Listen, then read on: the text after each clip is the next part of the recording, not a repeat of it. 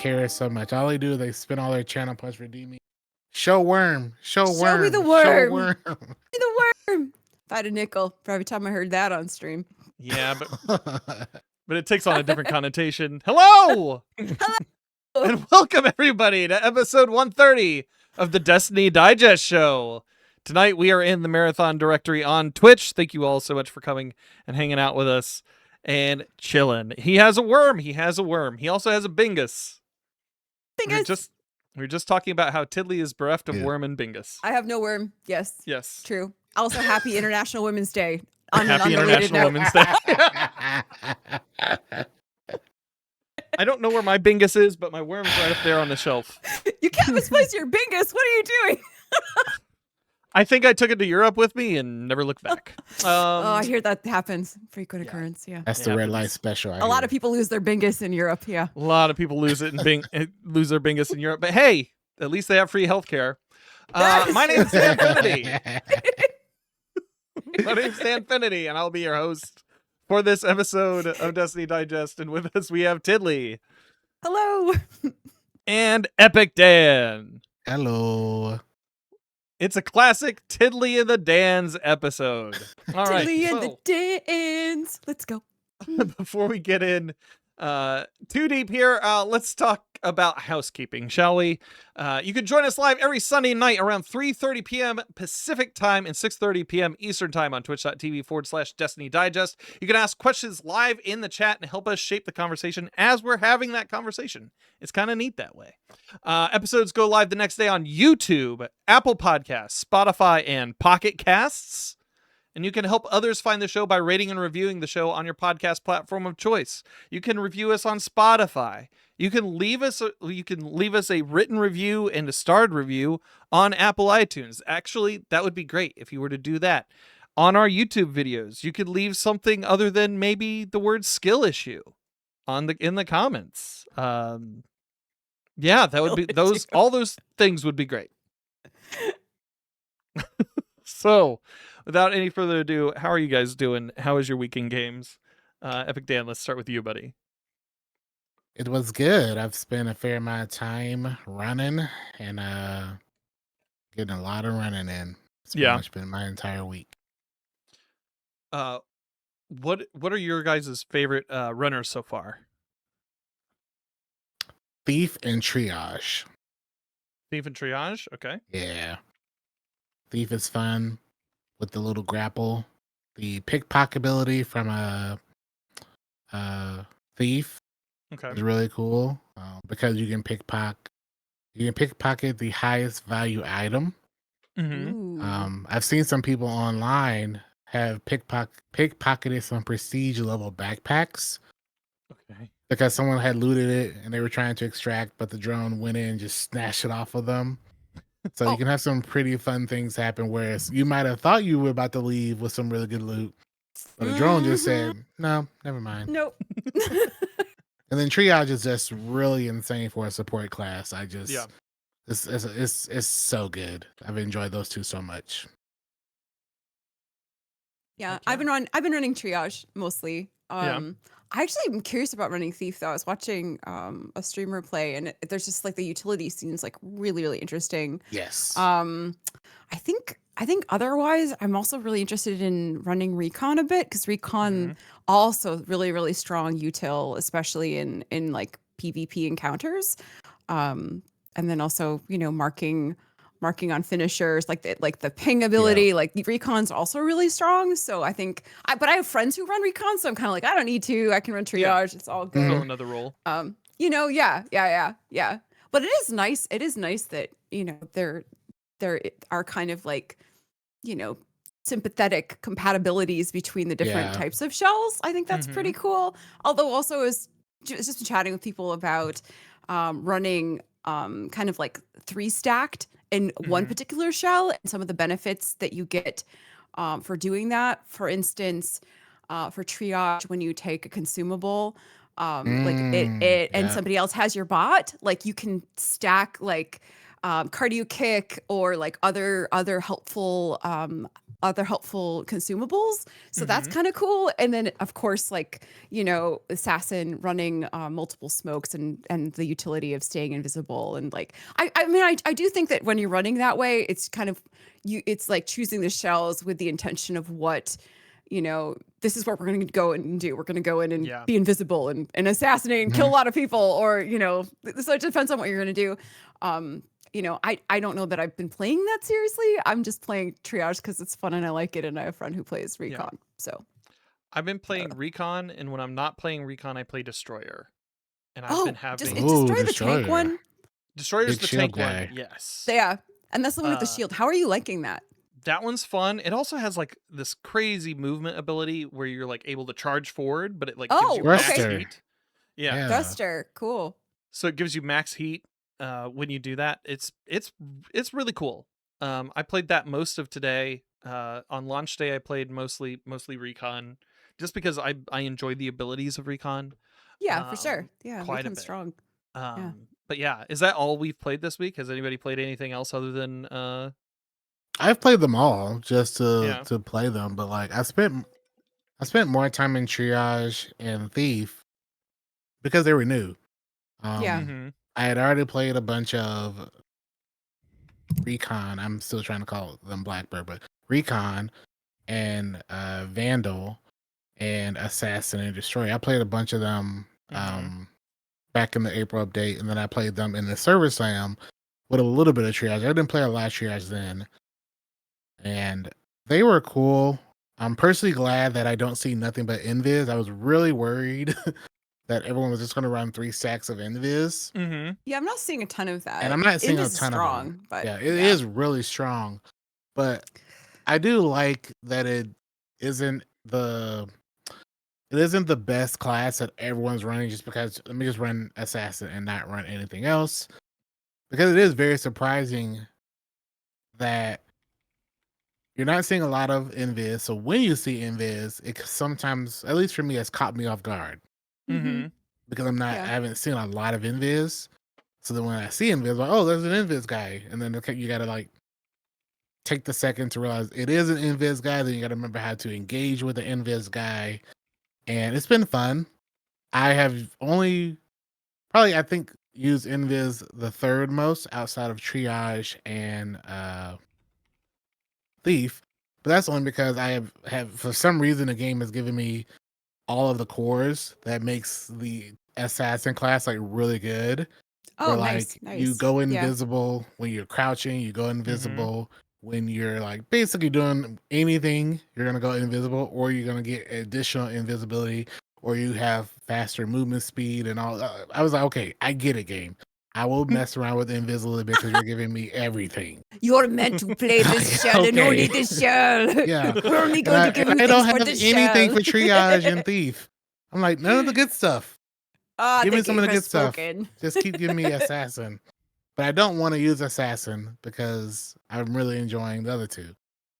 I haven't really enjoyed Destroyer as much, but I think it's because I haven't put a lot of time in. Yeah. And I feel like I should take time to really try out Destroyer. Because a lot of the cores I've noticed are like when you're at max heat, all these additional benefits happen and stuff like that. So you get like extra damage when you're at full heat. And I've come across some really strong Destroyers, and they know what they're doing. And I don't when I'm using Destroyer. So like I feel so weak when I'm running Destroyer. And I'm like, I need to use one of the other classes that I have more experience on. But I would like to use more Destroyer because that's the one class that I don't really feel comfortable on yet. Yeah. To get the experience. It is great for just like when you are with your group and you maybe don't have a lot of cover around, you can just kind of pop out, have that cover so that they can peek from either side of you while doing that. Or just from cover going like coming out. It's useful as well in that way. Yeah. I lost to a guy who literally just like put a shield up and his teammates just followed him. Yeah. And he just ruined my entire team because he just walked the entire time. Yeah. That's amazing. Yeah. Yeah. Well, not for you, but for him. I was like, oh, this must be a Titan main right here. Yeah. I know what you're doing. Should play Destroyer. Mhm. I am a Titan main. We would use I that haven't done it primarily yet. for the bots for the UESC. Yeah. So like, if Yeah. a turret popped up and started like cutting through, it was just like, okay, well, the destroyer just Right, puts the right. shield up, and then everybody else goes at him for the side. Literally taking the Yeah. damage. Yeah. Yeah. So that was primarily what we used it for in past runs and everything. I meant primarily. Have you guys been playing other games other than Marathon? But it doesn't sound like we have. I did. I played a little bit of. I played some hero shooters. I played Rivals and Overwatch before Marathon came out, and I played Marathon since. Mhm. But actually, I haven't played Overwatch comp in years, and I had Mhm. fun. Heck yeah. Ooh. They actually added a bunch of new heroes, and I think they've been really trying to kind of compete with Rivals. Yeah. But I was surprised. I had a good time. It was really a really good time. Like I absolutely would go back in and play Overwatch again. So it was great. Really fun. Heck yeah. Yeah. Kind of crazy how Overwatch has come back. Yeah, I think 'Cause so. I felt like they were like really low for a while. And like, I don't want to say Marvel Rivals was like the final nail in the coffin because obviously not. But it's been nice to see Overwatch, and I have like 4 hours in Overwatch, so I don't have any skin in the game. But it is nice to see Overwatch come back. I feel like a little gaming is resurgence. a little bit better with Overwatch being relevant. Competition breeds innovation, and it really healthy, seems for like Marvel sure. Rivals really like gave them the push. Yep. that It they really needed. pushed them. Yeah. Yeah. To the point where it really feels like there's new heroes that are like from Rivals, which is really funny because I feel like a lot of people accuse Rivals of stealing heroes from Overwatch. So now it's like, okay, they're just kind of like taking Mixed from bag. each other. Yeah. But man, I don't care if the game is fun and I love hero shooters, then I'm gonna hop in and play it. I think there's still issues with Overwatch. I think 5v5 is still a challenge with having a solo tank. I still much prefer sixes with a main tank and an off tank. And roll queue, I mean, some people love it, some people hate it. Some people are like, oh, that was the death knell of Overwatch when they added the roll queue. Some people don't like that Rivals doesn't have it. It is problematic when you're really maining like a particular type of character, right? If you're like, I'm a healer main, I'm a DPS main, and then you're just like, everyone on your team, like I'll get into a Rivals game and everyone is a healer main, and we're like, we're gonna just all heal each other? What's gonna happen here? Like, what are we gonna do, guys? Come on. So like, I get why it exists, but man, yeah. I mean, I definitely think Overwatch still has some has stuff to work on, but. Man, I had fun. There you go. I had fun. It's great. I feel like there still are a ton of really great games out there to play right now. So, Yeah. but mostly Marathon for me also. I actually logged in. I streamed it on Friday, and then logged in this weekend to play it offline and had a really good time. Like surprisingly, I was like, oh, this is actually really entertaining just to hang out, and I had a good time. It's great. That's excellent. Yeah. Yeah. I played a lot of Marathon. I played a bit of Destiny. Did some helps this morning. Yeah. How You is played how Destiny? Is it? I played Destiny this week. Yeah. How else am I gonna get to the top of the directory? To the Anyways, barren wasteland over there. This is your chance. this is my time, baby. Let's just play Marathon. No, it was fine. Like we played Destiny and just helped people out. Like we met some new friends, we helped some old ones, and it was a good time. But this afternoon, instead of doing raids, we played Marathon. On Thursday we did Marathon. I foresee this week probably playing more Marathon than Destiny altogether. Even though my fourth partner anniversary is on Sunday, so I'll probably just do that. Oh, amazing. All in Destiny this week. Yay. But Congratulations. yeah, it was a lot of fun, and I played Kenna Bridge of Spirits. I played a couple of hours of that. Oh, I've heard that's offline. fantastic. Yeah. It's very good. It is a Pixar movie. If you're into Pixar movies, like it's a Pixar movie. It's pretty cool. I mean, I did just see what was it, Hopper today? It was really good. Speaking of Pixar movies, really, really good. Yeah. Yeah, man. So that's essentially what Kenna is. You're It's the clearing same thing. blights. you're clearing blights, and you are taking care of these little guys called rots, and they just follow you along, kind of like Pikmin, and you're able to use them to like solve puzzles and everything. It's really fun. I mean, but yeah, I think if I can tear myself away from Marathon, then I might try Pokopia because it looks great. well, Sammy was working on that. I right? hear It looks like Pokopia is so much. Yeah. It looks like so much fun, and I loved Animal Crossing, and it looks like really chill, really cute, like really fun for community-based streams. So I might dive in and try that next week. So we'll see. I've heard nothing but good things about Pokopia, Yeah. and it's like it's made by the people that made Dragon Quest, I think, from what I read. Is it? Yeah. Some other game that like makes that style of game. Oh, the And Dragon they Quest Builders? Is that it? I think that's what it's called, Dragon Quest Builders. And they basically were like, let's make this game, but make it in the Pokemon world. Mm-hmm. And I was watching some clips, and someone was like, "We don't need Animal Crossing anymore. We got Pokopia now. We're good." I love it. I'm interested. It looks amazing. I'll have to ask Sammy what she thinks. So, They're gonna force me to buy a Switch too with all these cool games I finally put I out. know. economy? I know. In this economy? Buy was it before already struggling gas with, prices like, the for next shipping go From up. Yeah. Right, yeah. I don't need to drive anywhere. I gotta spend all my money on a Switch too. Yeah. Yeah. It you does look go. like a super chill game. Yeah, I'm looking here. They did Dynasty Warriors games. Oh, really? They did Dynasty Warriors in 97. They did Dynasty Warriors 9 in 2018. Fire Emblem Warriors and Attack on Titan 2 was Omega Force, which is the company that that Game Freak kind of shipped this one out to. Mhm. Okay, yeah. Yeah, so like that's cool.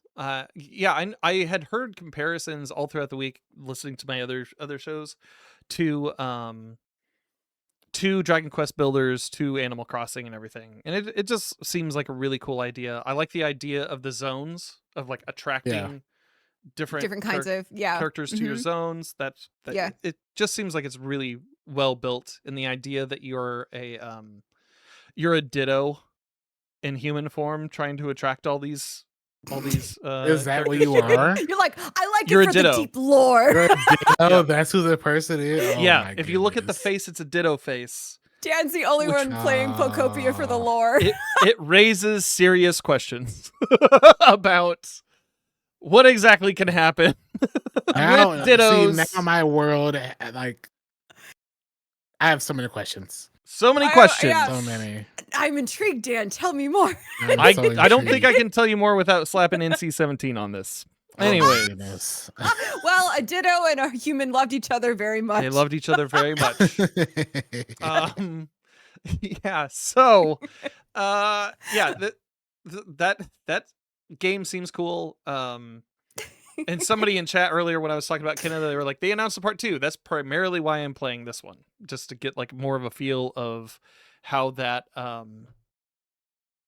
it feels. It's really nice. It's real nice. Bonna, y'all need Jesus. Well, We're not the only ones. yeah, exactly.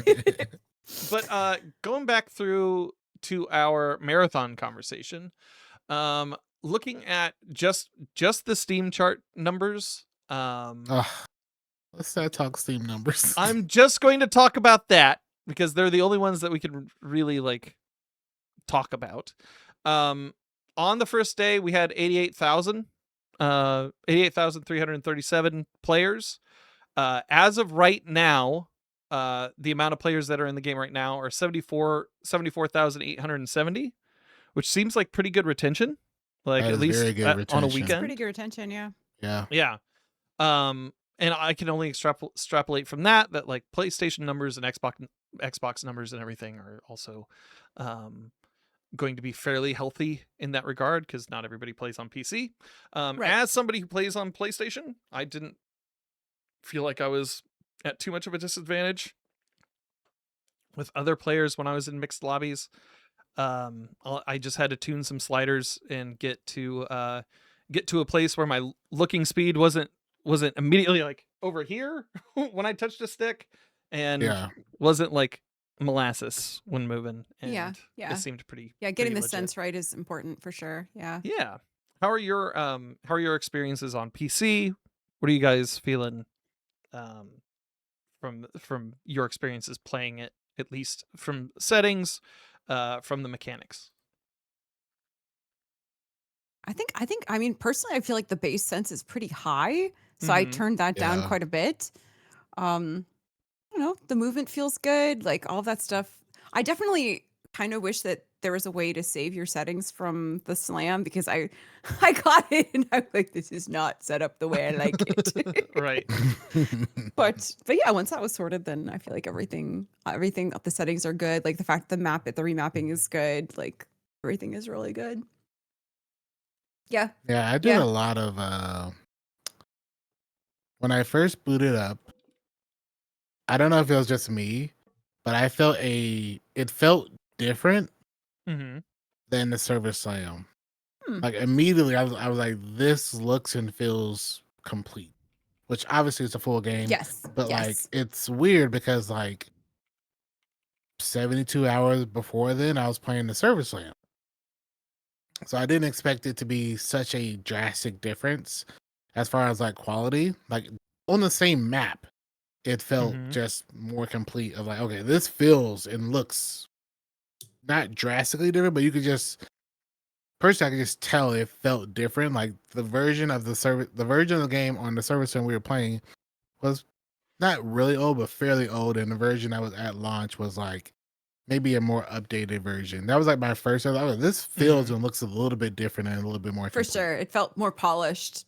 more Absolutely. polished. Mm-hmm. I ended up Yeah. just putting my settings very similar to like my Destiny settings as far Mhm. as like aim and stuff. But that's what I did in the server slam. Same. And 'cause I feel like, I mean, if I'm used to shooting guns in Destiny, I'm probably gonna feel shooting the Right. same way in this game is going to work. And it's so far worked.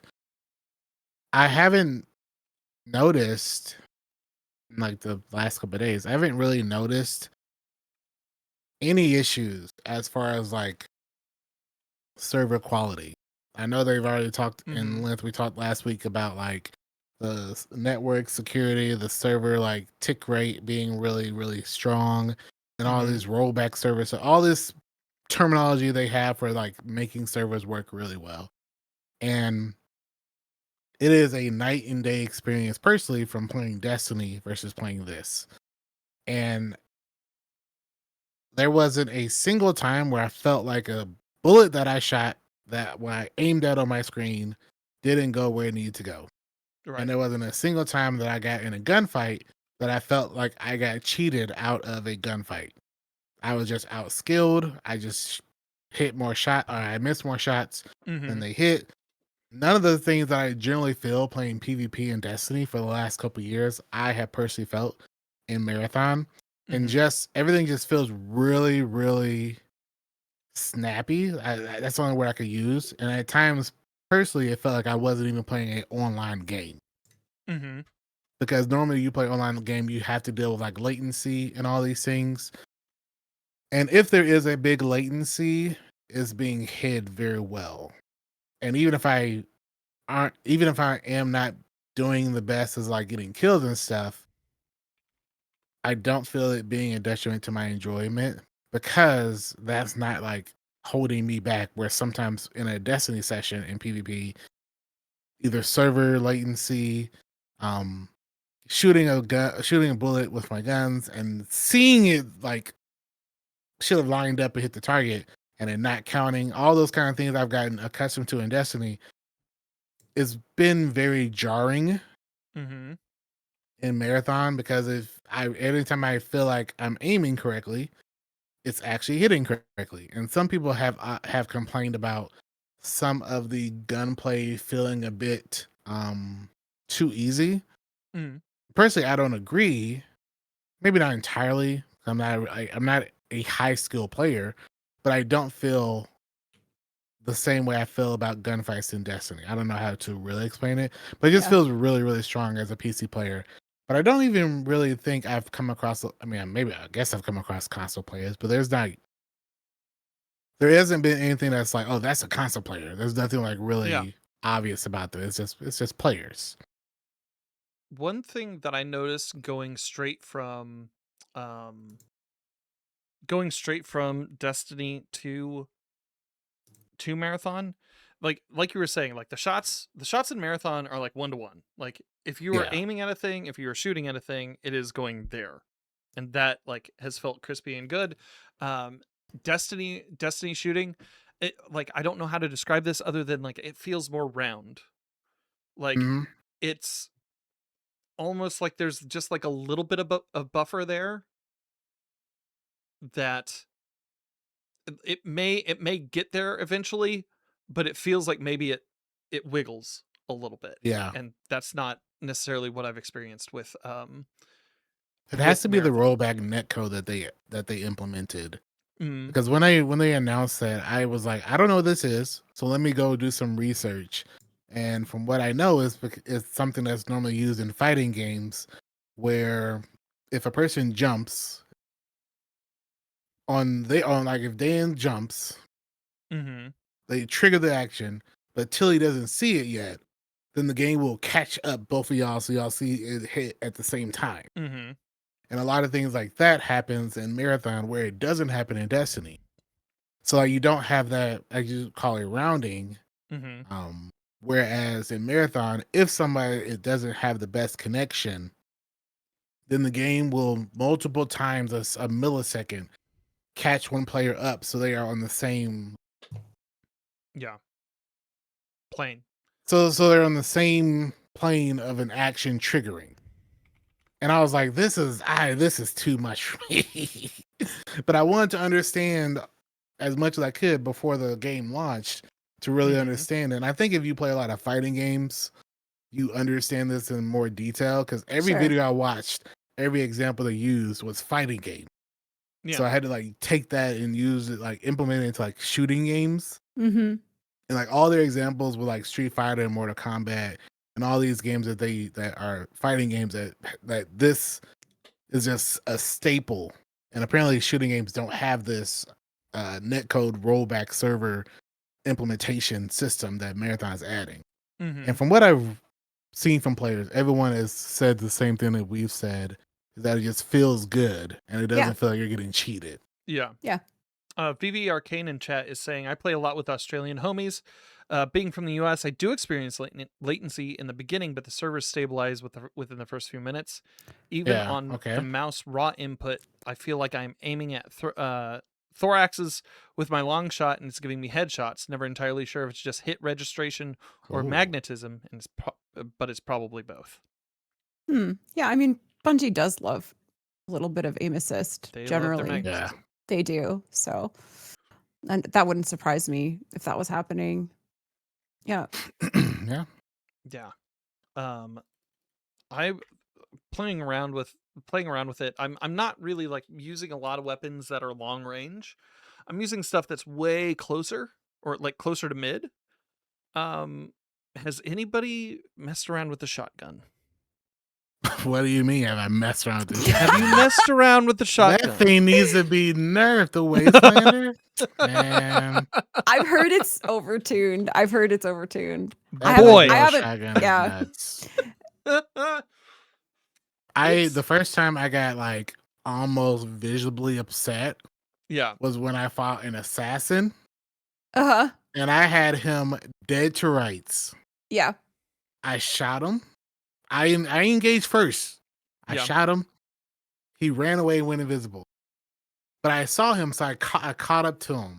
I shoot him again. He tries to shoot me, then turns around. I visually see him pull out the shotgun, try to fire, but it's not reloaded.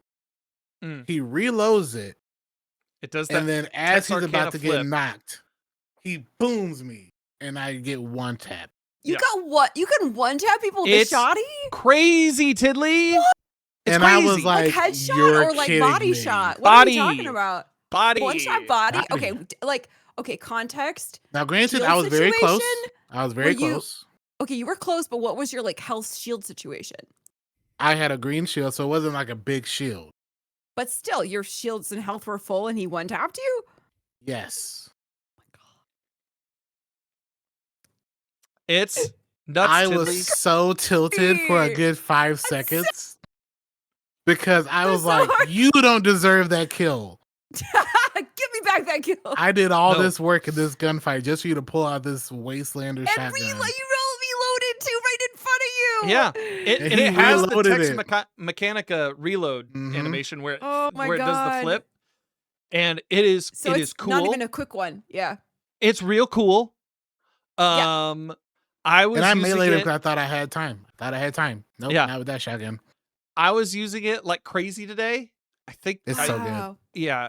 We got into an interaction that involved a couple of different teams, just kind of collapsing in on us on Yeah. perimeter. Yeah. So, And yeah, I was not aiming down sights. I was just hit firing. Hip firing. And Hip firing. Oh Mhm. my goodness. Yep. Now you're making me want to try a shotgun. Oh, You then should the try a attachments shotgun. You get Sounds on like that a very thing, high skill weapon. the Perfect for me. attachments Yeah. make it even better. There's an attachment that auto reloads your weapon when you damage a target. Game over. There's an What are you gonna do? attachment Wipe a whole team. that Yeah. overflows the magazine when you are surrounded or when you're in smoke. Okay. Tiddly, just a You're couple right. of shotgun. You're triple assassin, triple shoddy, wipe an entire lobby. That shotgun Okay. is nuts. Wow. That's Yeah. nuts. I killed That's one guy crazy. because I shot him. We were in a fight. I shot him twice with the Wastelander. He Yeah. thought I had to reload. So he pulls in. I was like, nah, You're like, buddy. "Oh, I no, got I one know." more for you. it's very dumb. It is very dumb. Yeah, Keelan in chat. Super high skill weapon. Dan almost took down 2 teams single handedly. Hip Did you firing. really? Hip firing. An evil laugh, sir. The only reason why I didn't get the full teams is because I did have to reload very quickly in You the need that. in that space. Now you know what attachments you got to find. Apparently. Yes. It was very Oh my dumb. Laura goodness. was also saying that the thermal sights on the sniper rifle are also very dumb because Yes, it allows yeah. you That's to the see. only way you use it. Yeah. Yeah. Yep. Yeah. You get a Um, thermal sniper, a thermal That scope sounds on crazy. the sniper. I've seen clips of people. I died this weekend to a team who was on Dire Marsh on one of the big buildings, Mm-hmm. about 100 meters away, because they had a thermal scope and they saw my team running through. They just Yeah. They're just Pop. boop, boop. Yep. Mhm. I feel like the gameplay that we're seeing now is a lot more active. I'm wondering a month from now when everything settles out, like how much we see of like a more passive long range gameplay Well, because right, of things right. like that. Well, yeah. because of just the thermal. Yeah. Right. Yeah. Well, it's interesting. I feel like that's happened before in like Warzone meta, like when there's like really there was a period, I don't remember when this was. My husband complained about it, so that's the only reason I knew. But there was a period of time where snipers were overtuned, and so Mhm. people would just camp essentially in tall buildings, and like they would position up with snipers, camp, and that was all that they would do to Yeah. win the game. Is to do that, especially with like a low TTK. I feel like that like having that ranged meta can be kind of oppressive if you want people moving around and Mhm. doing stuff in a lobby. But yeah. Subsistence Crazy. Sasquatch in chat says that the devs recently said that thermal will be adjusted very soon. What they say about the shoddy? Well, Yeah, listen, shot I don't know. I I found out how good that was. So the other night I was playing with Dunes, and I was Yeah. playing with somebody else, and me and that person. Oh, it was Dunes, Duck, and I. And Dunes and Duck and I got laid out by the UESC because he accidentally tripped one of the events where you like unlock. You have the to hack a lockdown junction. one? Yeah, you have to hack that, and Oh. then it locks everything down on you, so you can't leave. And so we both got downed by the UASC on that. And Dunes was like, they were just swarming the place, and he finally was able to get out and like kind of take a corner, and he just camped by the door as UESC just started like filing through, and he's just like just two-shotting them with each Yeah. thing. Yeah. Also, have you guys been messing around with the time to kill on a knife? Yeah. yes. No, I mean I haven't, but I have a friend who was basically just running assassin knife only, And I Yeah. think triple tapping people with a Yes, knife, like it is a 3-hit like kill. it's a 3-hit kill, which is gosh, if you can catch Oh, somebody it's a 2, I unawares, think. I think know it's it's 2 on base UESC. Like it's 2 on mm, base UESC. I it's think it's a strong. 3-hit on people. It's been, well, maybe they weren't full health. Most of my knifing players has been 2-hitting. Two hitting. Gotcha. Yeah, but maybe they're not full health. So I don't know. Yeah. Either way, I think we can all agree the knife is also a bit oppressive. Yes. Yeah. Because it's also, I hate to keep bringing up attachments. Well, I guess it's not attachments, but it's like the implants and cores that increases. Like I had one that increases your melee damage after taking any kind of damage. Dang. And then there's one that increases your melee damage after you've been crouching for 2 seconds. There's a lot of them. It's like There's a lot of wow. Yeah, So you so really really can nutty build stuff. into it. So if you want to go in and just knife people, I mean, I'm not mad at knives being strong because I feel like it's like a risk reward type situation. You have Yeah. to be really close to somebody in order to do that. So I feel like kind of like the shotgun, but I mean that is very strong. That's really Yeah. strong. I do wonder how the Yeah. meta is going to pan Yeah. out, because like I wouldn't be surprised if most people start getting into hand-to-hand combat when Right, you're like at right. a certain like meters Yeah. close to each other. Right, they nerf 'Cause, nerf like- the thermal sniper, and then everyone is just Everyone's just knifing. shotgunning each other at close range. Well, yeah. Yeah. I started doing knife, especially when we were entering into encounters where I wasn't necessarily sure that there were people around, and I didn't want them hearing my shots. Oh, So- sure. It makes sense. Yeah. Yeah, Because the if they're- third party situation is very, very real. Like Yes. even on perimeter, which is not like the most crowded PvP map. Like Mhm. I get third partied on perimeter all the time. It's just like the gun noise is very evident. Yeah. Which, to be fair, I feel like the game sound is great. I feel like the footstep audio, the gun audio, all of that is really, really good. The directionality is working really, really well. Like, Yeah. but what that also means is that if you're creating any kind of sound, people are going to get drawn to your location. Mhm. So like the amount of third partying is like wild right now. So I get wanting to knife people that not Yes. attract attention. Yeah. Yeah. I'm impressed that the UESC they're as intelligent as they are, Dude. but like you can tell, like piggybacking off of what Tilly said, you can hear a gunshot and you can tell generally whether or not it's a player or UESC. Interesting. Because like Well, they just have yeah. a different cadence of shooting guns Mm-hmm. than a player. It's hard to explain, but like a lot of times you can tell those sound like players shooting versus like I cannot UESC. tell. How do you, Dan? You are one of these people who is in VOG, like basically being like, "Oh, that's an E flat oracle. I know that's the second, the Yeah. one on the right hand side that I just heard." You're like one of those people, aren't you? Yeah, I am. So the UESC you can tell because generally a player has almost a rhythmic shooting Mm-hmm. that like they'll take a second to line up a shot. Generally, if they have like an AR, they're gonna like pace out their shots, and the bots a lot of times are just like Yeah. going crazy. Okay, so so you would say that the sound for player shooting is more organized, maybe. Yes. Okay. But if you hear like just a lot of like gunshots, like it's 4th of July, yeah, then you can tell that there's probably players there, but that is like, okay, the UESC are shooting at some player Mm-hmm.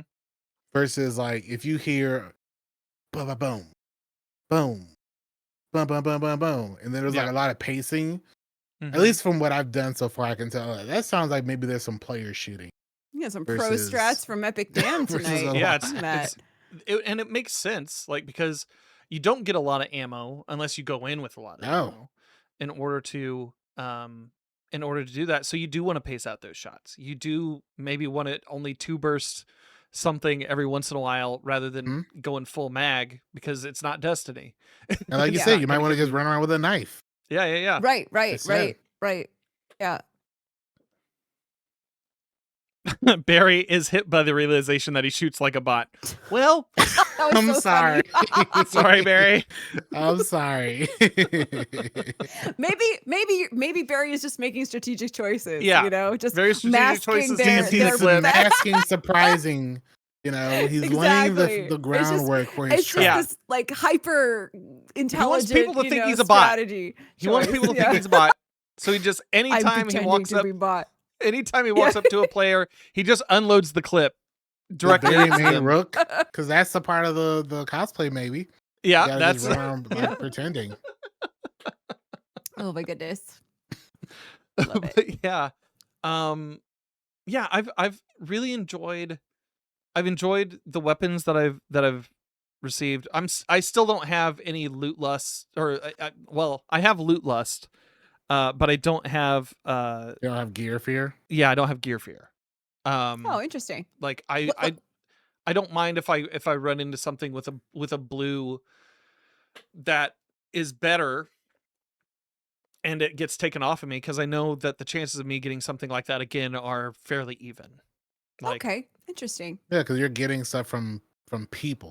yeah, Just a Right, circle of right. life. Yeah, that obviously seems to be the best way to get good loot right now is to PvP and take it from people. Right. What is like the coolest thing that you've gotten to both of you? Like what is what is the one item that you've gotten that you're just like, oh my god, this is the coolest thing ever? hold on, let me boot up, because there was something that I picked up in And perimeter. you're like, I gotta go into my vault and I check. do have to go into my vault because it was a purple Look at item. that. It was a purple item, and I was like, oh, yeah. I don't want to drop this at all ever Mhm. right now, or at least So until the end of the season. Yeah, because I'm like, is there any one item that you received or you found, you I got have a player, one, and you're like, it's I'm gonna not make me so taking this tilted. in. I'm saving this forever Well, it's until not a I weapon get another either. one. I had a purple double barrel shotgun with a suppressor, and I had some pretty good cores on it. Ooh. And it was over like a maybe hour and a half play session of we were wiping teams, extracting, wiping teams, extracting. And then over those couple hours, I somehow got some loot off of players. And I had gotten some attachments over time that made it like it made it go to like a level purple. However that works, where you put on like Yeah, grades of yeah. attachments and the grade of it and quality goes up. And I was feeling pretty good because we had like 6 or 7 raids in a row where we had wiped the entire server Nice. and we were extracting pretty well. And I finally got that shotgun to that level. And I go in with it for the very first time. And 30 seconds later, I'm just giving it to somebody. Because we got team wiped so quickly. Mhm. Yeah, that'll And I was happen. like, I didn't Yeah. even get a chance to shoot it. And so I was like, that was my only gear fear. Like after that, I was like, you know what? You can have it. I don't Yeah, need it. hope you enjoy it. I hope you enjoy it. You got it. Like, And I said that. I opened up Mike and I was like, I hope you enjoy my purple shotgun. And they were like, Yeah, I no will. resentment there. No bitterness. Just, Bitterness. what was it? Lore. I was playing with Lore earlier today. We got a lot of Yeah. stories out of today, but Lore was primarily like, well, I dropped all this stuff. Like, I hope they enjoy it too. I was like the thing that I picture on the other end is them finishing you. They're looking through your bag and they're like, God, this is all trash. Like they just like just Yeah, I sorting tell through your them. bag, Mhm. just getting rid of stuff or just No, I leaving know. it there. Yeah, I whenever love I die telling in a them I full- have on a- nothing. Yeah. I'm like, oh, this is a free loadout. Enjoy. Yeah, It's a yeah. free loadout. The best bit, I think my favorite bit that we ended up doing today was we ended up getting into an encounter that was highly deadly. We took out a couple of people and their bags dropped right next to them. Yeah. And then I had the trap bag. Have either of you guys had a trap bag yet? Yeah. Oh my god, yes. Okay. I have a Mhm. story about that too. Go So ahead. I dropped a trap bag right there with the other 2 bags, right? Yeah, Because I wanted it. camouflaged, gorgeous, I just wanted it to seem like a movie, right? authentic. so- Yeah, like they would walk up, they'd be like, "Oh, this is a team." Yeah. And so Yeah. we walk up, we end up getting third partied by another team, right? And they eviscerate us. and my body, I had enough time to get my body all the way back to where those other bags were.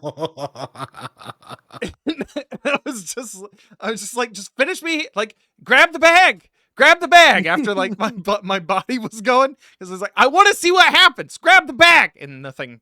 Like they wouldn't the entire time. Oh, you did it! I was excited. I was hoping they would get down by the. I was hoping that they would have grabbed into the bag like immediately after downing me. No, they moved on. That's so sad. It was so. So my noticed people backstory. always wait though. My backstory is really sad because columns. People are camping columns because it's part of the initial quest, and so they're like, oh, let's camp columns. We're gonna get all the noobs coming through trying to complete that quest.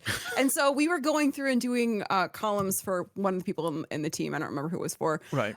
We wiped one team. We wiped a second team.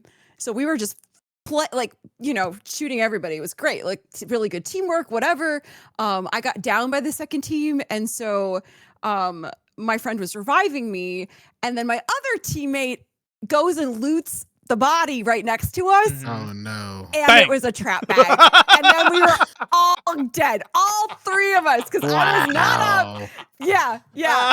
First game of the day, just absolutely destroyed. They let the greed consume them. I know, they were just out there loot goblining, and it just exploded and killed everybody. It was so funny. You can't even be mad about that because it's just hilarious. It's just like it just makes these like moments of comedy, There's this one point in Perimeter, I ended up getting downed by somebody. We could barely even see them on the horizon. Like, they were that far away. But I ended up getting downed. But I was by this platform in this creek area, or in this marsh area. And when you are downed and you move back, I was able to move under that platform in order to get away from the other people. I couldn't go all the way through, which was my plan. I wanted to go all the way through to the other side if I could, so that my friend could res me on the other side. But they came rushing up, and they kept trying to squat to get underneath, but they couldn't. Like, they could not get me. So they couldn't finish you. Yeah, they couldn't finish me. So, like, if I had really wanted to be a jerk, I would have stayed under there until I died, and then all my loot would have been there. They wouldn't have been able to loot my body, right? But I was my friend can't res me if I'm not out in the open. True. So maybe they're able to come back around. I don't know. Like, it's just like, it is so open to these emergent types of stories that it's incredible. I'm having a blast with it. Yeah, it's fun. It is fun. So even the runs where you get destroyed, you lose loot. Like, I feel like, I mean, it's a different kind of I don't know, joyful experience from arc raiders where you're getting like these player to player interactions, but there's definitely like I feel like you come out of marathon with war stories, like entertaining war stories, right? If that makes sense. Like, it's a totally different way to enjoy an extraction shooter, but I think it still has validity, like, because it is entertaining. It's not like, oh, I had this cool interaction with another team. It's like, can you believe this crazy shit that happened with this run that we did? Yeah, it's great. It's really fun. Heck yeah, it's just really, really cool. So of the maps that are out there, what are your favorites? What types of encounters do you associate with each different map in Marathon currently? I haven't played. I'm not level 12 yet. I haven't played Outpost yet. I've heard fantastic things about it, and I've been watching people play a little bit, but I haven't tried it yet. So I'm actually personally curious to hear Dan's thoughts about Outpost. Me, Dan, or other Dan? You Dan, because the other Dan hasn't done Outpost either. I'm level 10. Am I the only one that's already broke 20? Yeah. Oh man. Oh my god. Yeah, you are. That's not crazy. There's people I know that's already gotten 50. Yeah. And I went really crazy. Oh my god. Yeah, there's some level people. There's some people with no life in, no question. I need them to go crazy because I want to do the big one, Cryo Archive, but like that's not out yet. They need to break this ARG and this puzzle. Yeah. Get on it. But Outpost is actually really cool. Yeah. if you like to be out, if you like this whole fire just dropping on the ground randomly. Yeah, that's crazy. Like the environmental hazard, right? Yes. Yeah. That is like something. It makes for very interesting gunplay. Well, not gunplay, but like an additional threat in the middle of like fighting. Because you Yeah. have to remember that like every like little while, everywhere outside is about to get absolutely cooked. And that could be the difference between you winning or losing. So there's a lot of people that choose to stay somewhat inside. And it makes for interesting gunfights because of it being a lot of close quarters, which is where the shotgun thrives. But like, Yes. there's a lot of that. But it also is really neat to have, from what I personally, it feels like there's a lot more verticality to this map versus Dire Marsh and Perimeter because of all the buildings, all the stairs in the buildings for the multiple levels. Not saying the other maps don't have that, but because of the outside threat, it can sometimes push a lot of what you're doing inside, especially if you're fighting other teams. Yeah. Yeah. So that part's pretty cool. Interesting. That's fascinating. Yeah. The Dire Marsh map, I've enjoyed it. That one I don't feel like I've had as many like PvP experiences as I have in Perimeter. Perimeter definitely feels like the one where everybody's going and you're going to get in a firefight no matter what has been my experience with Perimeter so I far. feel like that's because of the questing. Yeah, people are very focused on the questing, and I think, I definitely, like I said, I ran into teams camping columns, and also we ran into team camping an exfil too. Okay, yeah, like guarded exfils in particular. Like I feel like there's teams that are camping guarded exfils and just hoping that the bots will be distracting enough that they can kill players. So yeah. There's a lot of I haven't noticed as much. I've noticed camping. But I don't know if anyone else has noticed this. One time I'll mention arc raiders. Well, in comparison to arc raiders, I feel like I come across players more often the entire 25 minutes. Right. Whereas in marathon, one thing I've noticed is once I get to the 10-minute mark, personally, I felt like my team is the only one there. And it's kind of surprising if there's another team there, which is a good thing and a bad thing, depending on if you're trying to work on quests, if you're trying to do like the world event. Yeah. So like, as much as I enjoy the combat, it feels personally it feels very front heavy for like the first 10, 15 minutes. There's like everywhere in there. There's a lot of gunfights. There's a lot of like chances of fighting. Because there was multiple times where it'd be like 8 minutes and I would actively be looking for another team. Yeah. But it's crickets. Now, granted, I think it's probably because those teams have already been kicked back to the main menu because they've already died, or they've died to the UESC. But I was just curious, has anyone, this goes for listeners and in chat as well, have they felt that there's been a decent cadence of throughout the 25 minutes that we have in a lobby, if you're able to make it to the end, have you still felt the threat of players in an entire lobby? And I will say the only time I have noticed other players in the sub 10 minutes are campers. And there'll be like a team who's just camping that last exfil for like the last 6 minutes. Just to see if anyone else is around. I'd say also rooks make a difference too, because introducing solo players partway through the runs makes a difference in terms of the cadence of running into other players. Granted, they're solo players, but it still means that you're going to encounter those PvP situations when that happens. So it spaces it out a little bit, you know? I will say I did notice the rook when I tried rook. the earliest I got in the game was 16 minutes, and the latest I got in the game was 9 minutes, which was very Okay. interesting.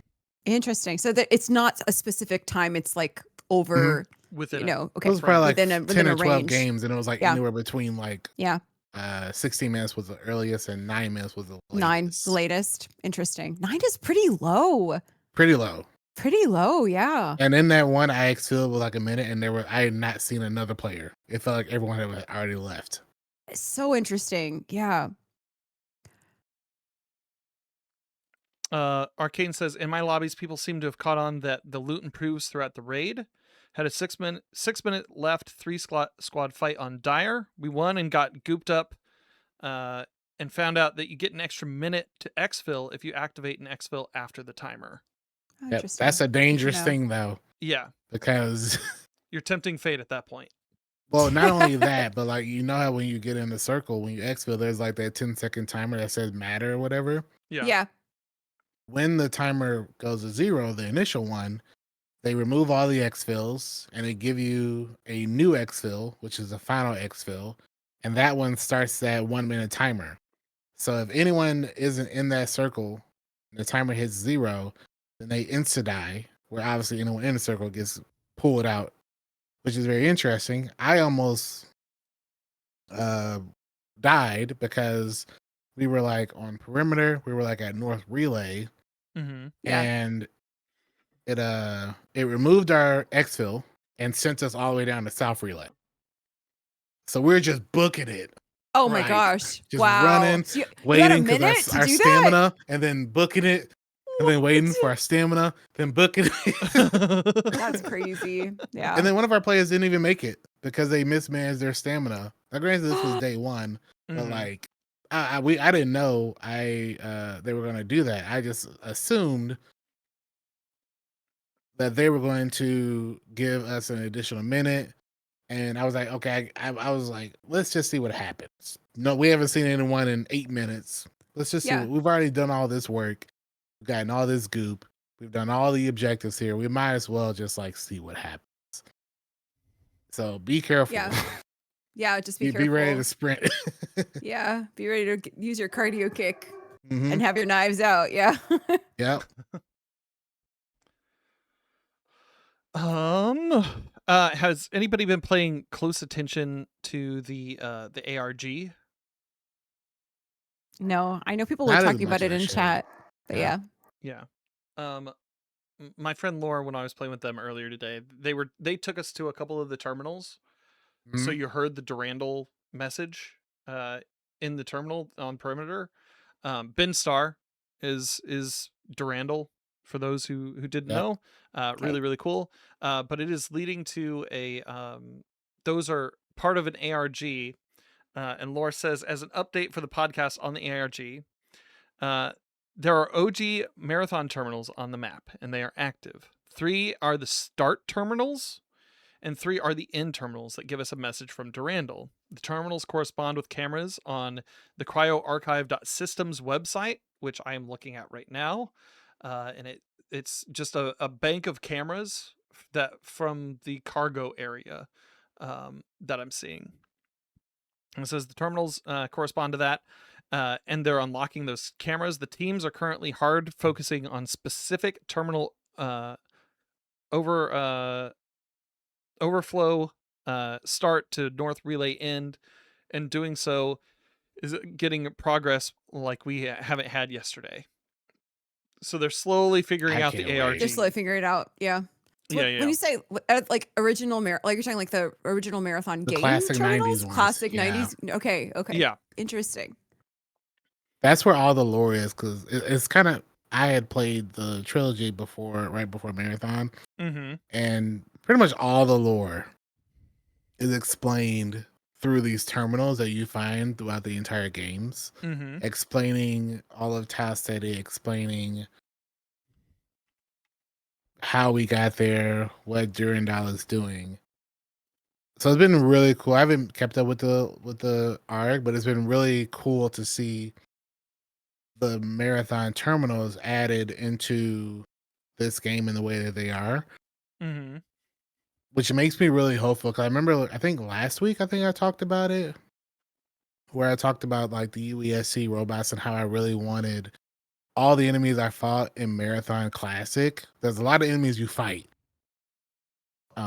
I would like to see those enemies in Marathon this version, because there's a lot of enemy variants that we haven't seen in this world that, from what I can tell, we didn't exterminate yet. So why? My question has been, since I just played them, I was like, why haven't we seen these enemies in this game in the 2026 version? Okay. Why are we just seeing the UESC? My hope is when we unlock the Cryo Archive and when we actually go fight Durandal, will we have no UESC and we'll have all the enemy variants that we had in the Marathon games? That's my personal hope. So cool. Because some of them are like really nuts. They're really Because then you're insane. talking like an actual PvE experience in the game, you know? Mhm. Yeah. That's cool. Ooh. I'm not trying to hype myself too much up because Right. it could be none of that, but Yeah, but I'm I like, oh, love that. That's interesting. Yeah. It's Well, and we're interesting getting idea. seasonal updates as well, so like we could see these like expand out over time too. But it's just really cool. Bungie's always really solid with ARG puzzles, Mm-hmm. and I think this one unlocks the new map, right? The Cryo. it unlocks Cryo Archive. Yeah, Yeah. Cryo Archive. So, Which is the in-game raid that people have been hyping up. That's actually on the Marathon ship. cool. That's super rad. Outside of that, we did have a TWAB this week. There wasn't much in it. A lot of videos of the Praxic time trials, which congratulations to all those teams. They talked about emblems, and that was pretty much it for all of it. So that's the news of Destiny. There was a thought from Rev today when we were playing together. So June 9th is when we're expected to get the second half of Shadow, or whatever Shadow and Order was supposed to be, mixed in with the Pantheon 2.0 stuff. Gamescom is... Oh, he was saying that Gamescom was like a couple of days before, but he might be thinking of like Summer Games Fest or something like that.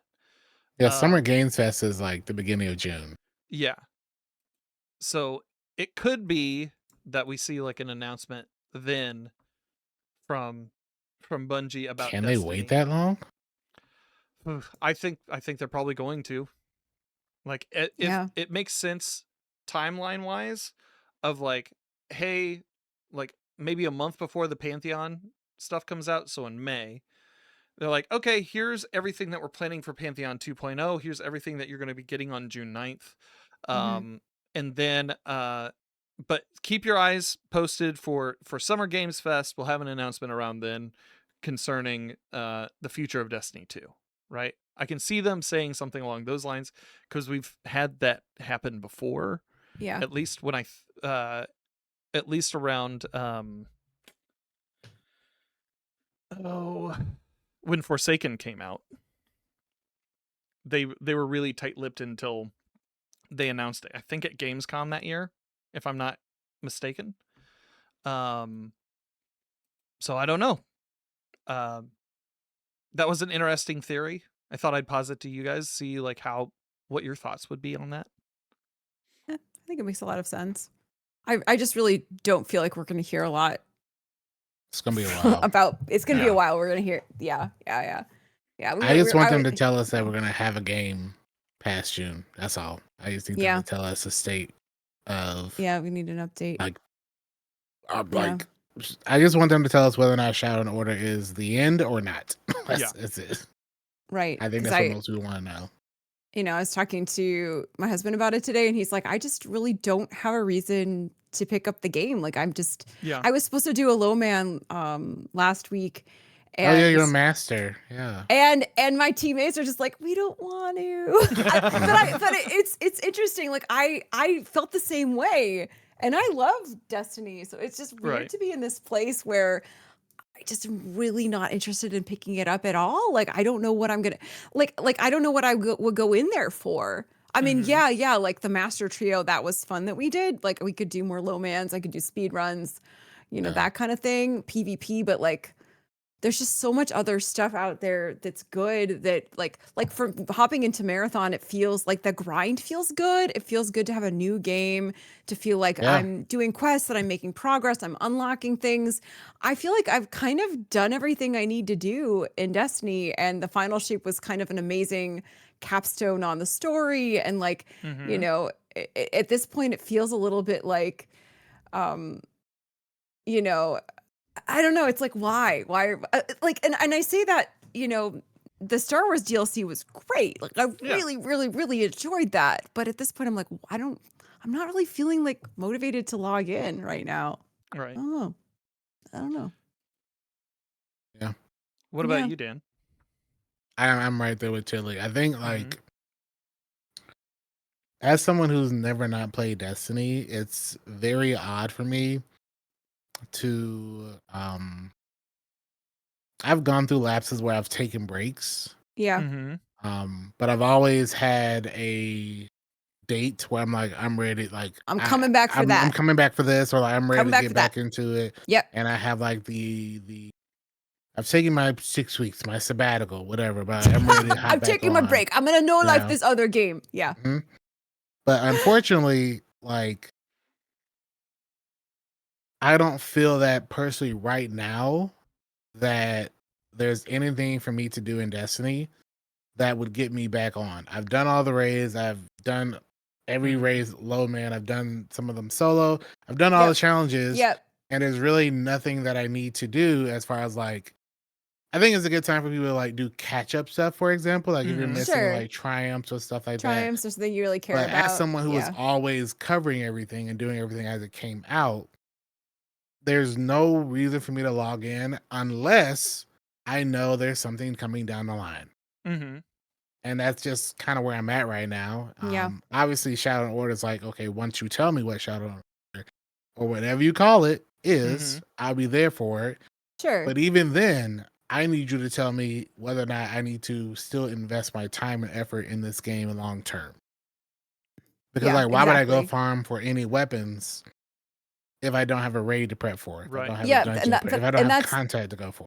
Yeah. Exactly. That's what I told Kepper today too. I was like, if there's not a raid or a dungeon, I mean, Pantheon would get me back for sure. Like that's absolutely something, one of my favorite activities that they've put out in the game of all time. But it directly affects their bottom line if they're losing people that aren't going to log in because they're like, well, I don't know if I'm going to need this weapon because I don't know if I'm going to play the game. You think they're going to be buying the cosmetics that they're putting out in Eververse? Yeah. Definitely not. So it's and I was joking before we started the podcast that the delay, and I know you guys probably talked about this in the episodes that I missed, the delay for the DLC really does kind of undercut. People were saying, well, Marathon is a separate team, it's not going to affect Destiny at all. They're working on it at the same time. But now that there's this big delay, the player pop is down. We're not getting a lot of information about what the general plans are coming up. It really does feel like they don't have maybe the space to make these two big games simultaneously, right? Like it just kind of like undercuts that, And it's just going to get worse in April and May. Yeah. The player not like as Marathon gets more stable and more popular, but also as other games come out that people gravitate towards. Right. There's a big resurgence in the Division 2 community. Interesting. That are picking up players that are like lost, but it's not the same game. It's not the same community. Yeah. But it is a game that is starting to pick up players. There's a lot of new players that are picking up Division. There's a couple so like things if someone's not though. covering Destiny, they might try that as well. There's a couple things with that though, because Division 2 recently had like their what was the anniversary? They have their 10th year anniversary event. 10-year anniversary. That's crazy to me. Wow. 10-year anniversary, and they also lowered the price of entry for Division to like $3.99 or something like that. On Yeah, the but they do stores. that a couple of times a year. Like it's Yeah. been on sale a lot over the last couple of years. Well, really since it came out. Yeah. So like So it kind of they've done it a lot. with those Yeah. anniversary and with the Yeah. DLC. They do it quite a bit. But it's also good timing. Like if Yeah. Destiny isn't doing well and someone's looking for another kind of game similar, then they might. I don't want to say might as well, but like it's a it's like a really good time. Let me spend $3. Check out this game that some of the creators I'm already following are starting to pick up themselves. Yeah. Because like Acid has been covering it, so you're gonna have a lot of people checking it out just because he's streaming it now. Sure. Before Yeah. Marathon, but like it's just a really good recipe, but a bad recipe depending on how you look at it for player pop in Destiny. Because those players, not everyone's gonna stick around, obviously, but like they might pick up Division, and Division actually is a really good game that ruined its own reputation because Forsaken. Like I was ready to drop Destiny as my main game because of Division. But Really? when Division, because Division 1 was really, really, really It was good. It was Division very 1 was good. really good. Division when it 2 was coming out, and Division 2 ruined it. Yeah. But I was like, I remember telling my community at the time, like, listen, that like this whole Warmind Curse Osiris thing, it's probably not going to do well, and I'm probably going to like pivot and cover Division full time. Yeah. And it just so happened to not be great at launch, and then Forsaken came out, and then I just Right, and that was great. changed back. Excellent. Yeah. So. Forsaken really turned things around. I mean, I think that Destiny 2 definitely could have a comeback. Like they've done it before. It just right now, it's like it's a lull with low information flow from Bungie, and so it feels worse than a normal lull, because I feel like in a normal lull, it's like, okay, we're waiting for this, right? And at this point, I'm kind of like, well, we're waiting for something that's been delayed. We don't know exactly what's going to happen. It just feels very much like that everything is on pause. Even like the twit, I was joking that like, they're promoting like the new player onboarding, the socials, the help. I'm like, did they have like intern Becky write the twit this week? Yeah. Like, I'm like, what's going on? What? They're like, okay, Becky, you gotta put something up there. We gotta fill it with content. What do you got for us? Come on, so it just, yeah. I also wonder how, because we're going to be getting a shareholder call soon. Like at the end of this month. That's primarily why Marathon had to come out this month, I think. And we're going to find out very soon how Sony projects like the success of this game after its release. Where do you guys think that it falls right now? Like, I know that purely speculation, but it's sentiment around the game is actually really strong, Yeah. which is a good thing. I also feel like Sony's gonna say it didn't do good enough. Yeah. I think if it didn't do Arc Raider numbers, which is crazy, Yeah. because it's too niche for that, but like if they thought Final Shape undersold and underperformed, and community sentiment around that game, around that expansion was fantastic, so good, then yeah. I just don't see how Marathon can be seen in a better light as far as success than Final Shape. But maybe I'm wrong. Yeah, who knows? Who knows? That was kind of what we talked about last time, is the expectations that are set. Yeah. Like it's something we could perceive something as successful and good, and because it doesn't match the projections that somebody set internally, investors. it's considered a failure. Yeah. But maybe all of the stuff that's happened since the delay and like the art scandal and like moving the game back 6 months, maybe their expectations have gotten pretty low, and that maybe they do succeed. Like we talked about it. I hate talking about Steam numbers, but we talk about the numbers and how they were really good for the Service Slam, and they obviously weren't as good as the Service Slam because, well, actually, even though the Service Slam's number that was like peak was 143, Yeah. it Mhm. averaged out throughout the entire 5 days at about 80, 90K. Mm-hmm. Okay. So if you take that that's- number and look Yeah, at it less, now, but- like Dan said earlier, where we're sitting at around 75, 80K Yeah. On a yeah. weekend. a couple on the weekend days, of like on a release. Sunday night, Yeah. Yeah. that's pretty solid. That's for, pretty like, solid paying considering that people are players. concerned about the Mhm. price point as being a barrier to entry, right? Because Yeah. we had a Yeah. lot of conversations around that $40 price point and whether that was going to be accessible for people. Because Yep. SilverSlam obviously was completely free. So the fact that, if they had like maybe they lost like 20%, 15 to 20% of people, like that's Mhm. pretty good that Yeah. they had like that much opt-in, honestly, I Yeah. think. Yeah. Considering Um, there's a price tag attached to that.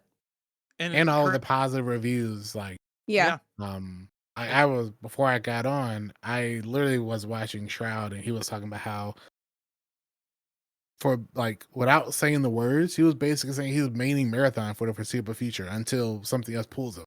So Yeah. you have Yeah. all these communities that weren't in the In the Bungie Bungie stratosphere sphere, yeah. that are Mhm. like now going to be like obviously Burnt Peanut and others. They're covering the game and they're keeping the game relevant.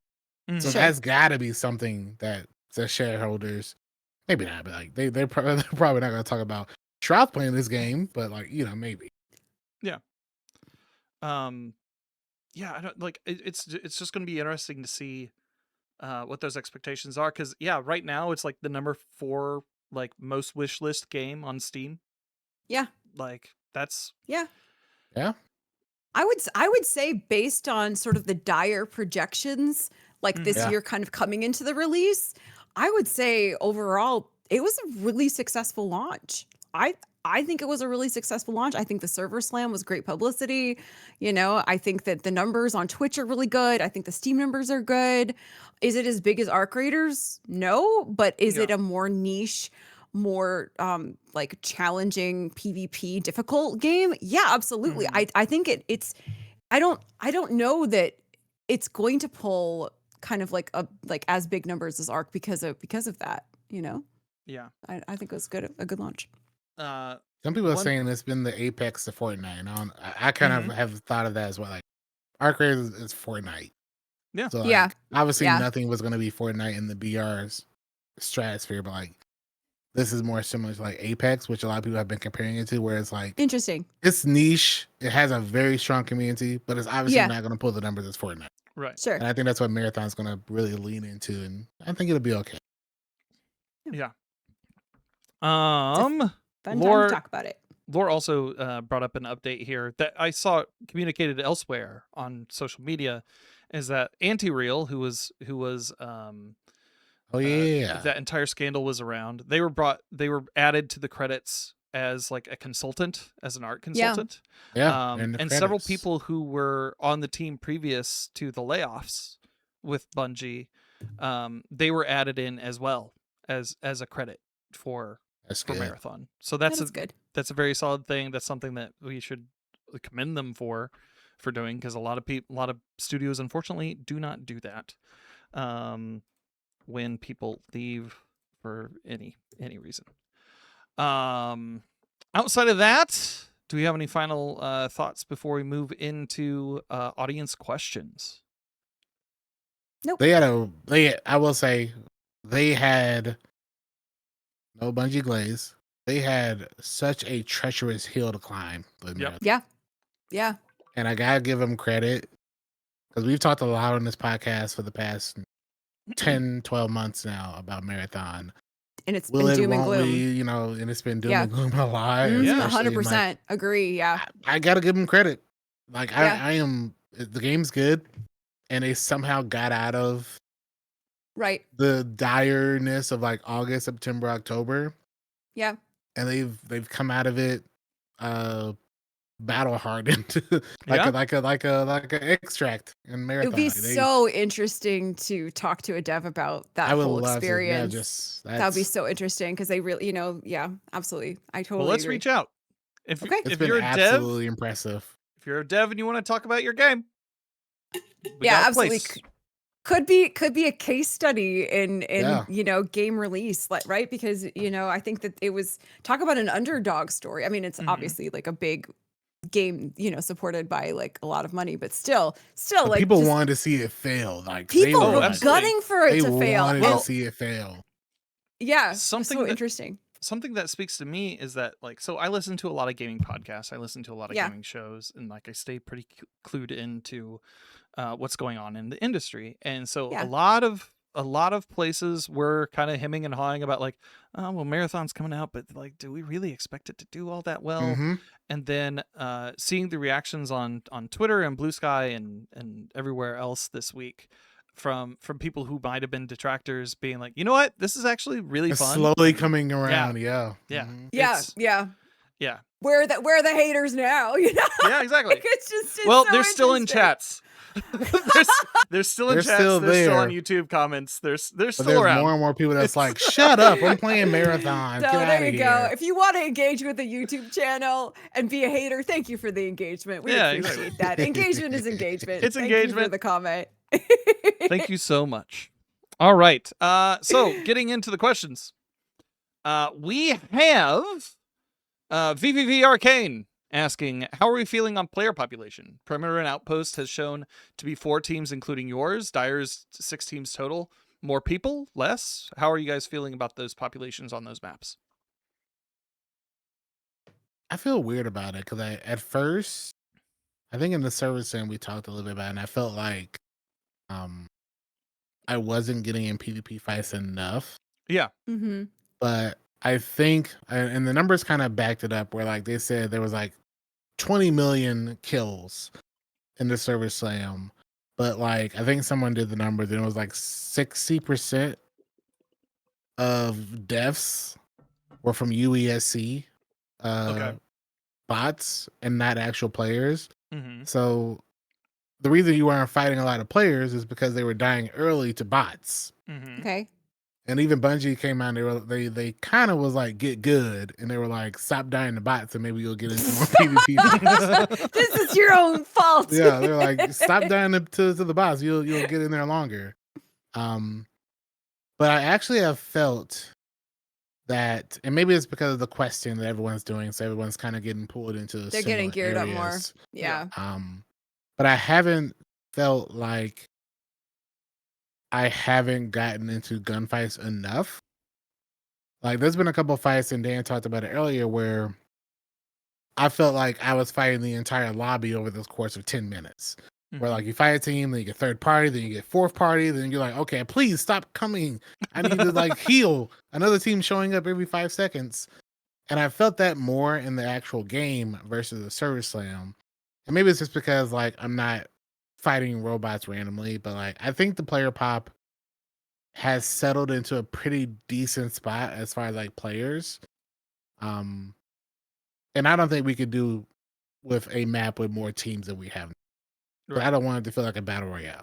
No, for sure. I agree. I'm wondering how much of it is related to just new release and people being on similar questing steps too.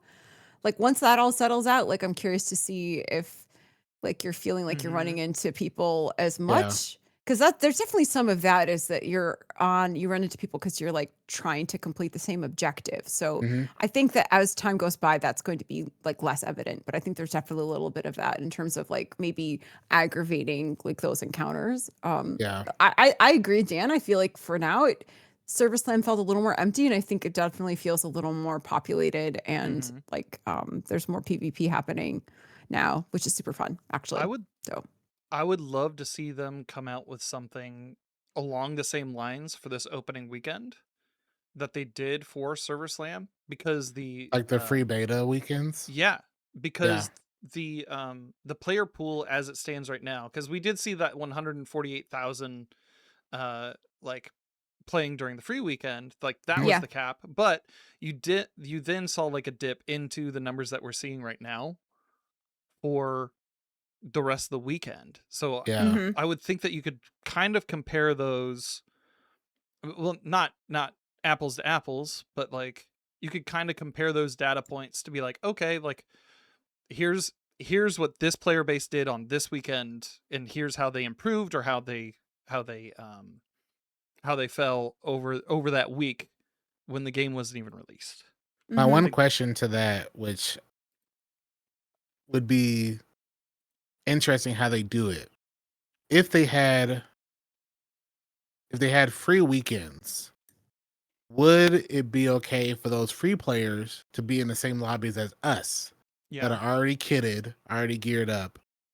Or should they Good be in their question. own lobby? Because that would be kind of like detrimental to a new player Absolutely. going in kinda for a like free weekend and Yeah. just getting absolutely steamrolled by like thermal scopes because we already have it. Like, I don't know if you want to put them in the same lobby Yeah, or like put them like in a like server, beginner like perimeter. yeah, Yeah. like a Yeah. beginner perimeter. Yep. Yeah, I Yeah. think that's a fair point. Like, I think that like Sammy Cat talked about it last week, but there's definitely like a portion of the population that's going to get in, and if it's too hard at outset, they're just not going to Yeah. pick it up again. Mhm. So like, how do you introduce them in a gentle way that encourages them to pick it up Yeah. again? Like because I think somebody else in chat said, it's a game that you kind of it grows on you. Mhm. I Yeah. think I definitely feel that way. Like as somebody who's playing it, like the more I play it, the more I want to play it, the more I'm enjoying Right. playing it.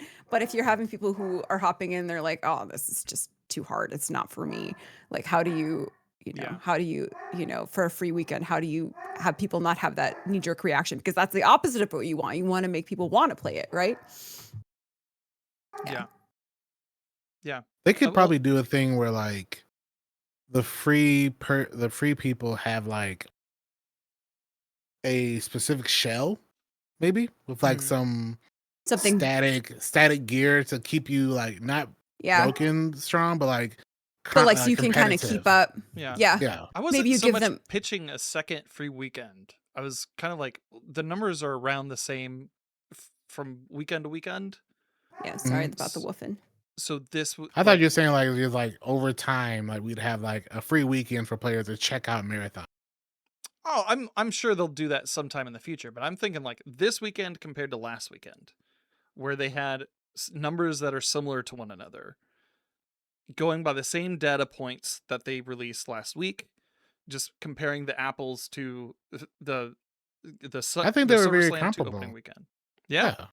Yeah. Like that first day was like 150, but like after that day, every day was around 70, 80K. Yeah. Which is But where those we're dips at are right now. like 4 a.m. So it's very comparable, if not Yeah. exactly the same. Yeah. I'd be interested to see how them compare those two things, to be like, hey, you guys improved in this way, over time. But you guys also know that I'm a nerd for that kind of shit. Oh yeah, you are. So- But the numbers are interesting. Yeah. Yeah. Subsistence Sasquatch asks, a healthy solo foundation is needed for a game of this caliber and genre. What are your thoughts on how solo could improve for player retention of all skill levels? Are we saying solo non-rook? I think just solo. So Solo and no fill? yeah. So you mean just I think solo is one of those things where like you almost have to know what you're getting into. Mm-hmm. If you want like a lot of people have been calling the solo non-fill, non-rook experience to be like a horror game. Yes, I've heard that so much. It's so interesting. So Like literally I guess people it's not even fine. talking to each other saying that. Mhm. Like so interesting. Yeah. I just think this game is meant for trios if you want the best experience. Yeah. I feel like while I think solo probably could use some help, I think the duo experience is where they're gonna really have to pick it up. Mm-hmm. Mm-hmm. Because it seems that a lot of players have one buddy they want to play with. Right. Sure. Like one good friend that they They would pick it just up. that me and Yeah. my buddy, we just want to play. Yeah. And we And you can't we don't can. want to feel because we Yeah. don't we can't have a random person doing their own thing. Yeah. But we We don't have no want idea what to this person's going to do. yeah, we don't want to not feel because then we're at a disadvantage in 2v3s. It's a big disadvantage too. yeah. 2v3. Yeah. So I feel like if they I know people would complain about splitting the player base, Sure. but I would like for them personally to figure out a system for duos to be respected more than solos. I'm sorry. I'm not saying solos aren't needed, Mhm. but I think if they can solve duos first, that Yeah. would be more beneficial long term Yeah. than solo because they kind of have that with Rook. They already kind of have They that. do. I think somebody in the team probably brought that up, and that's why Rook was created. So I also, to me, the solo play, like that's not what the game was designed for. Like to me, the game was designed for teams. It was designed for trios. You know, I think that accommodating solos is interesting, but I think if you're going in solo, you're going in with the expectation of having a different experience than you would with a team, and that's okay. The Sammy Cat of Marathon. It is. It's like I'm the one who wants to do something challenging. I'm the one who wants to go in, you know, and have the horror game experience. Yeah. It's not good. That's not me. I'm not going to enjoy that, right? I know that. But there's definitely people who love that. So I don't think the game is like built around that, and nor should it be built around that. But I agree. I mean, honestly, like, what do you guys think about quads? Do you think the maps aren't big enough to support that? Because we had a conversation today about that, about what, like, because sometimes there's one person left out, like having a bigger team. I don't know. I don't have enough bullets for a quad fight. Dad's like, I gotta get those auto-loading shotguns for quads, man. If they did quads, they would have to make it to where you can't res the duffel bags. Yeah. Because like those fights can get so long because they can't. Oh, I knocked 2 players, or my teammates got knocked. Let me hide for a minute, let them run, and then full res, and then we win. It's like let them run around. So adding an additional person for that? Chain res. Oh man. Well, yeah, I mean maybe they do a mode where, you know, the resing is more limited. A hardcore mode. Yeah, no triage, you know, hardcore quads or something. I don't know. It's just a thought. But I think trios is good. I think trios is in a good place, you know, but solos, oh my goodness. Oh yeah. Random thought. So did everybody see that clip of the thief latching on to the thief drone and mapping across? Yeah, the Destiny. Was that G miners? I think it was G miners just flying around with the drone. And Llama, right? Yeah. Yeah. So my question here, do you think this is my conspiracy theory. I'm gonna put on a tinfoil hat after this. Okay. Do you think that they didn't release Thief that first weekend because they were like, well, there's because of movement stuff? Yeah. They know Destiny players. They know people are going to take the tech and break the game for sure. Yeah, the for funniest sure. And people are using it, right? Seeing get Shroud places they're not supposed to. Yeah. Yep. Imagine. They patched out something in Outpost because people were using the drone and the grapple to like get places they weren't meant to. They were not supposed to get into. These Destiny players. Freaking breaking the game every single time. Gray Fox is saying drone with Claymore. Yeah. That's actually hilarious. Do you put a Claymore on a drone? Oh my god. Oh, that's cool. That's a cool idea. I want to do that. Not gonna lie. I want to do that. No, but I think you're right. I think I don't even think that's tinfoil. I think that probably is just what happened. Is that they're like probably. Well, yeah, they're like, this is going to be very strong, and everybody's going to be doing this weekend. Yeah, that's all anybody's going to talk about. Yep. Yeah. Instead, for movement tech, they were talking about bunny hopping. So the last question of the night comes from Gray Fox 2K30. Question: what runners would fit in the Destiny 2 universe, and what guardians would run well in Tau Ceti? I feel like Thief would work real well in the Destiny world. Yeah. Also probably Triage. Like imagine Triage, but having the ability of a well. Yeah. That's what I kind of think. Buddies out. Yeah, I could see that.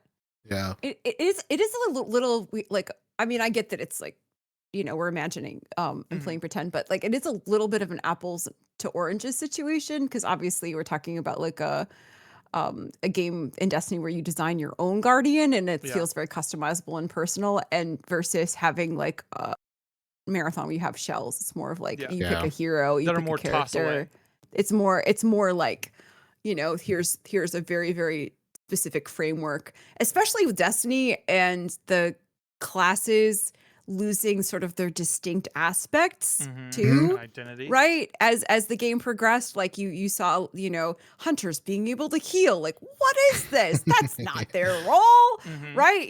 Why are warlocks going invisible? Like, what is going on? Right. Like, so it's like I think that it's more difficult to compare. But I mean, I know that the question was asked in a more like entertaining vein. But Yeah. but yeah, because I feel like anytime a Destiny player goes into Marathon, they're like, oh, well, this class is like the Titan class, right? Or that like Assassin is like the Hunter class, right? Because the invisibility. But I think even there, when you're making those comparisons, you're talking about like the prototypical Hunter class when the game first came out, and that's very different to now. So I think the best way to do that, if you were going to do that, is instead of comparing it to a class, you would compare it to a specific character in Destiny 2. like So- a NPC character, Yeah. like a Saint 14 kind of thing, or like yeah. Like that kind of thing. that could be or fun. If you compared it to Honor, like those types of archetypes of characters. Yeah, the Drifter. I could see the Drifter it would. being Gosh, there. that would be so fun to have like crossover like that. Oh my goodness. You know what'd be really cool thinking about it? Like the concept of consciousness in a shell is very similar to, oh my god, what is the Destiny equivalent? The like the Saint 14, like, they're like not androids, but they're like, the Vex? The Vex. No, not the Vex. It's like the Exo. It's very similar to thank you, the Trev. Exo. Like it's very similar to kind of like the concept of an Exo, right? In Destiny. Yeah. So like an Exo by another name. I love that idea. Like you could do some kind of cool crossover with Destiny where you had like an Exo shell, right? Like something like that could be really fun. Thank you, chat. I totally was blanking on the name, but yeah. Well, we already had that with the cosmetics, right? During the anniversary. Oh, did they introduce? Oh yeah, they had the marathon. Yeah, they had the marathon cosmetics yeah. that they put through. Yeah. Cool. Heck yeah. Where does Mickey Mouse, Cade 6 come in? He's dead. He's always been dead. All right. So that wraps up our question portion for the evening. And that leads us to plugs. Folks, where can we find you on the internet this week? Tiddly, let's start with you, buddy. Sure. I am twitch.tv/Tiddly, Monday through Friday, 9 o'clock Central. I'm going to Vegas on Thursday. Hey! I'm so excited. I'm going to go see Millennium play at the Sphere. It's going to be insane. I'm really excited. But I will be streaming Monday through Wednesday this week. You can also find me on Bluesky, and I'm Tiddly on Bluesky. Congratulations, and have fun on your trip, buddy. Thank you, sir. Epic Dan 22, where can we find you, bud? You can find me at twitch.tv/EpicDan22. Just prepping for a marathon in marathon. I'm on the YouTube and the TikTok and the Blue Sky and Instagram. Google EpicDan22. You will find me almost everywhere. Heck yeah. And my name is Danfinity. Maybe it is. My name is Danfinity. You can find me on the Twitter and the Instagram and everywhere, Danfinity or DanfinityGG. Just look at my website, danfinity.gg. This week, a lot of marathon, except for Sunday, we'll be doing PvE helps in Destiny 2. We'll be giving away emblems, maybe a shirt or two, because I got one of those marathon shirts from way back in the day. Very fun. Do you remember those marathon shirts that they sent out with the packaged Epic Dan? The run. It has like a special number on it, which is the only marathon shirt I have is that one that has run all over. Let me see. And escape will make me the escape will make me God hat. Yeah. That's the one I remember. Hold on, let me make sure. Let me make sure that this doesn't have my address on it anywhere. It's a package that says "Open at your own risk" on the edges, and it's like a special edition T-shirt. I did open it quite a while ago just to like make sure it had everything in there. It was like came with this little UESC thing. Hold on. Maybe I don't have that one.